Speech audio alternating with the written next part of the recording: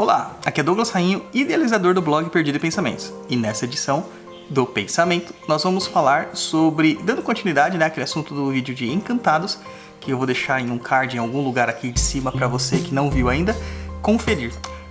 Tá certo? Vamos falar sobre as entidades ou encantados não éticos dentro das práticas espiritualistas.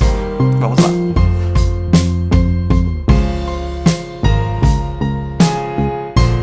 A gente fez um vídeo sobre encantados, tentando contextualizar o que seria um encantado. Se você não viu o vídeo, como eu falei, tá em algum canto aqui de cima que eu não sei onde que é. Mas se você clicar aí, vai dar lá uma olhadinha neste vídeo rapidinho. Para quem tá chegando aqui agora, vou dar um briefing rapidinho aqui. Encantado é um ser natural ou humano que passou, de uma forma ou de outra, a um outro plano de existência. Ou sempre esteve lá, ou passou para este outro plano. No caso dos encantados naturais, eles sempre estiveram nesses outros planos, o que alguns chamam de reinos de fundo.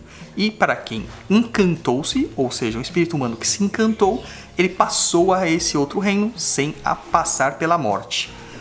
A gente tem alguns exemplos de encantados dentro do nosso folclore, como Saci Pererê, Curupira, Mula Sem Cabeça, a própria Yara, que é um folclore inventado. Mas se você quiser saber mais disso, eu recomendo todo o trabalho do nosso parceiro Andreoli Costa, o colecionador de sacis. E você também vai ter alguns encantados que se encantaram, como é o caso da maior parte dos mestres de Catimbó e Jurema, o caso do profeta Elias e outros tantos que a gente tem aí nos relatos espirituais. A questão aqui que a gente tem que pontuar é que os encantados são entidades com um amplo espectro de ética. Alguns são éticos, alguns são não éticos, alguns se importam com a humanidade, outros estão pouco se lixando para a humanidade. E pior, alguns ainda querem que a humanidade lamba suas botas. Assim como nós humanos, temos espectros e tipos de pessoas de todas as formas, existem encantados de todas as formas. Os encantados nem sempre eles vão estar alinhados às práticas éticas que nós encarnados temos. Pode ser que a nossa ética humana seja muito distante da ética que esses encantados têm. Nós temos diversos Exus, que são Exus naturais, Exus encantados, que acabam tendo uma ética bem diversa da gente. Então, por ele representar aquele domínio, aquela energia em si, como, por exemplo, eu sempre cito o exemplo, que é um exemplo muito característico, que é o Exu Kaminaloa, que é um Exu da linha de Mossurubi, ele tem um princípio muito básico, que é o das doenças mentais. Esse Exu, ele é o ativador, o propiciador e a própria doença mental em si. Então, o seu domínio ele extrapola a sua regência. Ele acaba tomando forma, uma individualização na sua persona. Estar perto da loucura acaba levando você a ficar louco. Essa é uma questão muito pontual dentro da ideia, da teoria de frequência, de vibração, de que semelhante atrai semelhante. Se você ficar dentro de um campo áurico muito pesado, muito forte com essa questão da loucura, bem provavelmente você vai acabar sendo perturbado por essas energias.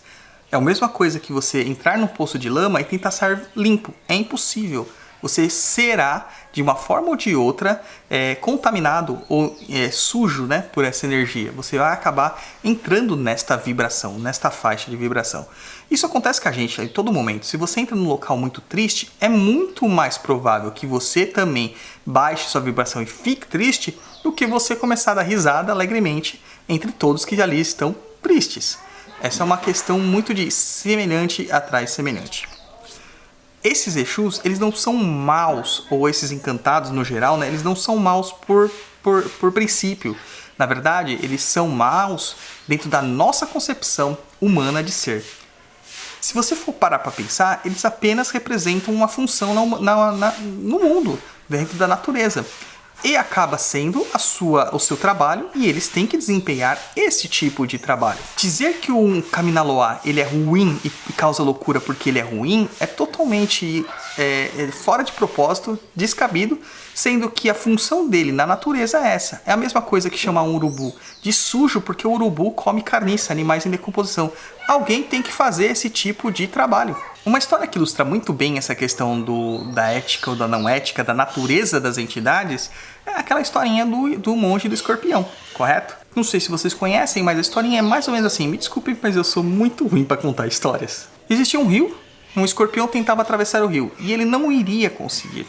E um monge na margem do rio percebe que o escorpião tentava atravessar esse rio e se oferece para levá-lo.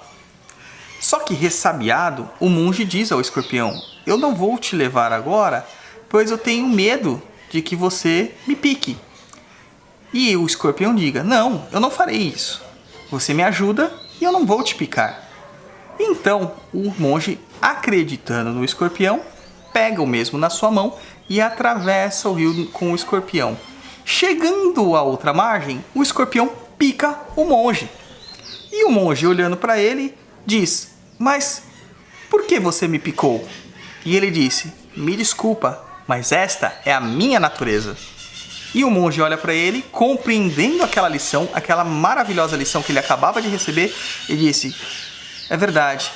E o escorpião fala assim: e você, sabendo disso, por que você me atravessou? E ele diz: porque a minha natureza é ajudar.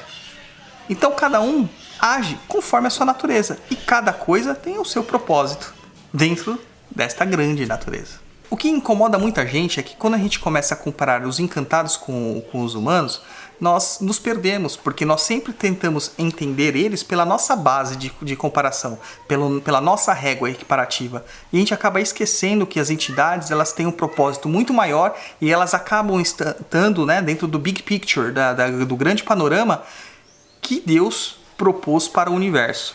E a gente acaba não aceitando isso. Muitas pessoas se sentem assim também com as doenças, por exemplo. A gente acaba pegando as doenças e criticando ou acaba até julgando que a doença é só o mal que ela causa. E não entende que muitas vezes a doença é ocasionada, ela é proporcionada por um movimento energético que começou lá no campo mental, foi para o campo energético e se manifestou no campo físico por alguma deficiência ou desequilíbrio do próprio ser humano. Não importa que doença seja, isso acaba acontecendo dentro da visão naturopática ou holística das doenças. Mas, de certa forma, muitas doenças elas acabam sendo grandes momentos para você pensar sobre a sua vida, repensar e mudar alguns hábitos. Pode perceber que pessoas que tiveram doenças muito terríveis e acabaram até sendo terminais, acabam, por vez ou outra, dizendo que as doenças mudaram a sua forma de pensar da vida. Desta forma, as entidades também são assim. Essas entidades éticas ou não éticas, elas trabalham de uma forma para que a gente consiga ter aquilo que nós merecemos, porque necessidade e merecimento não é só coisas boas, mas é neutralidade, porque você vai ter dos dois lados, mas para que você consiga cumprir os propósitos e os desígnios que você mesmo acabou escolhendo antes da sua programação kármica e do seu retorno para cá. Então, antes de criticar uma entidade porque ela é ética ou não ética, ou tentar medi-la pela sua régua, a gente tem que compreender que tudo na natureza, tudo no plano espiritual, tudo no plano astral, tudo no plano material, tem propósito de ser. Pensando assim, entendendo isso, a gente vai dar um grande passo também para o nosso melhoramento, onde que nós vamos passar a entender que nós somos parte de um grande todo e não somos o todo do todo. Vocês entendem isso? Já pararam para pensar que a gente é apenas uma engrenagem que move o mundo e não exatamente todo o mecanismo? O que ocorre é que na nossa sociedade muito egocêntrica, nós só olhamos para o nosso umbigo. Curiosamente, a nossa sociedade é a que mais sofre com deficiência do chakra do plexo solar, que é o nosso chakra, que seria o chakra do umbigo. Aquele chakra que define a nossa personalidade, define o nosso eu, o nosso sol interior. Muitas pessoas que procuram o terreiro têm problemas nesse chakra e elas são egocêntricas. Então, o egocentrismo, só pensar no si, pensar no eu, acaba gerando deficiência do plexo solar. Eu sei que esse é um assunto um pouquinho mais complexo, que precisa de um pouco mais de entendimento e de diálogo, mas eu peço para vocês que entrem lá no blog e procurem os textos que nós temos lá falando sobre Exus, por exemplo. Vocês vão entender como que é o trabalho dos Exus.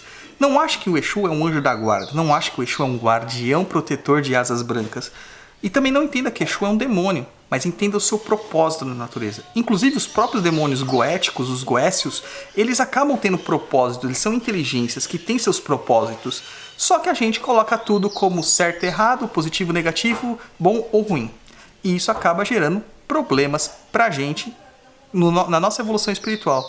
Porque a gente vai se deparar com certas situações onde que a gente vai entrar em um conflito tão grande que isso vai bloquear. Ou a gente vai virar um fanático religioso, um beato, ou a gente vai ficar uma pessoa totalmente descrente e sem propósitos espirituais. Bom, eu vou ficando por aqui, porque esse vídeo já ficou um pouquinho mais longo que os demais, e eu espero que tenha servido para dar um início nesse pensamento para vocês, tá certo? Convido vocês a curtirem aqui o nosso vídeo, comente, compartilhem, mandem suas sugestões. Também entre em contato com a gente lá no contato@perdido.co, sem o M no final. Ouça o nosso Papo na Encruza, www.paponaencruza.com, e também o estudo do nosso Livro dos Espíritos, que a gente está fazendo lá no blog, na coluna Em Estudo, que está disponível em feed, no iTunes, no Spotify, está disponível em um monte de lugar, galera. Não tem desculpa para não ouvir, tá certo? Meu muito obrigado e até a próxima em um outro pensamento.